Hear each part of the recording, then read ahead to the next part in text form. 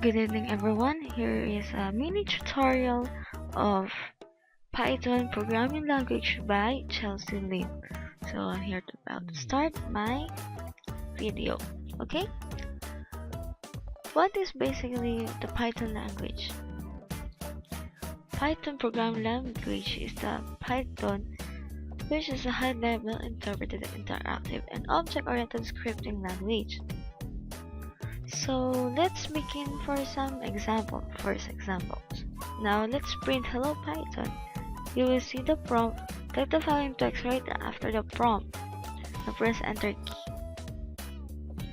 If you are using new version of Python, then you would need a parenthesis in enclosing your type, but any version would show the same result, which is hello Python. Okay? Is single statement suits. If the set of an if clause consists only one single line, it may go the same line as the header statement. You can see my example. If var equals to 100, print value of expression is 100. You can see we use a single statement. It will execute this result. Value expression is 100. Goodbye. You will notice that the statements used in Python is very similar to C. Lines indentation. Well, the groupings in Python includes no braces, unlike any other programming language, but they use line indentation as a groupings of the following statements or loops. Okay. Now, okay, this is the right example. You can see the if true, print true, if else, print false. You can see the indentation right here. Then this example would occur an error if the indentation is not right, like this one. You want to print, the answer and print true. Well, it will not include in if statement. Okay, if that's too long. Comments in Python, not like the C or Java, we use a slash, but here we use hash sign or the number sign. Now the comment, yeah, like this can be not in the line, or it can be in many different lines. Waiting for the user. The following program displays prompt. Is the interview process? Yeah, you can read this. You pause. You can see I have put a \n in the program. \n means adding another line, like in C and Java it is in use. Multiple statements on a single line. Semicolon separates them, like this one. Import system, semicolon, x equals to 4, and so on and so forth. Okay, stay tuned.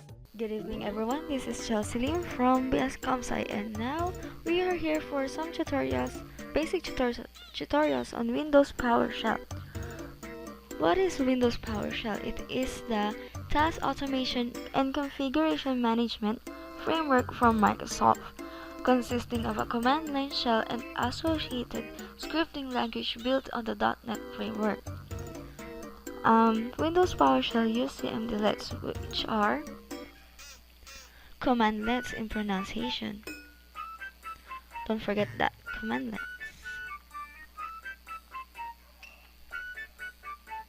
Sorry about my typing. Okay, commandlets. Then in commandlet, it's either a commandlet or PS commandlet. There are two types. Basically, this base has classified in 3 different classes. So the first one is the begin processing, which includes the begin process of your that's letter B. Sorry. Begin processing, which includes the begin process of your program. The other one is the process record, which we know is the middle part of our programming, and the end processing, which concludes the program we are going to do. Sorry, processing. Okay, so they are the basic parts. So Windows PowerShell includes a dynamically typed scripting language which can implement complex operations using command lines imperatively. Scripting language supports variables, which is named using a dollar sign. Then functions, you know all the functions. Branching, the if that is the if then else statements. The loops, so don't forget the loops. The while, do, for, and for each. Okay. Then structured error or exception handling in and closures or lambda expressions. Okay. So we also use strings, which we include in a single quotation or a double quotation. Oh, okay. So basically, what are the operators? So of course, we're using programs sometimes to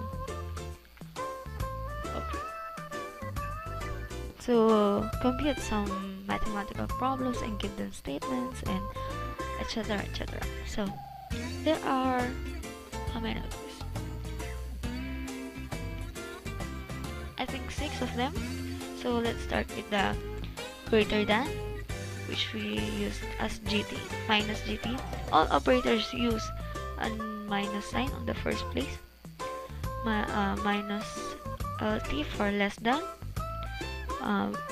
For minus EQ for equal or equal to. Then we use also greater than or equal to, that's GE. And for less than or equal to, we use minus LE. Then we also use not equal to, which in C programs exclamation point and equal. Here we use a word NE. So it's not very hard to think about. Okay, now let's have one brief example of an if then else statement. So let's name our variable. Call it I equals to 5. Then we use also hash or number sign in comment section. Okay, don't forget about that. Then we can use one in a line or maybe 2 or more per line. Okay, I'm gonna do this faster. So if we also include the number, we use equal to,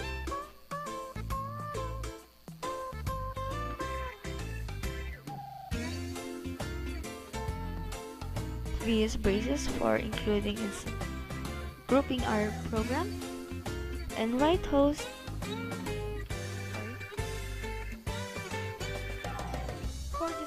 for displaying a result or anything you want to display.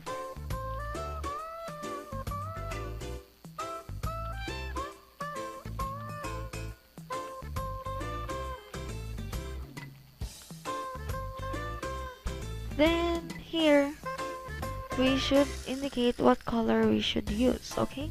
Or it will be an error.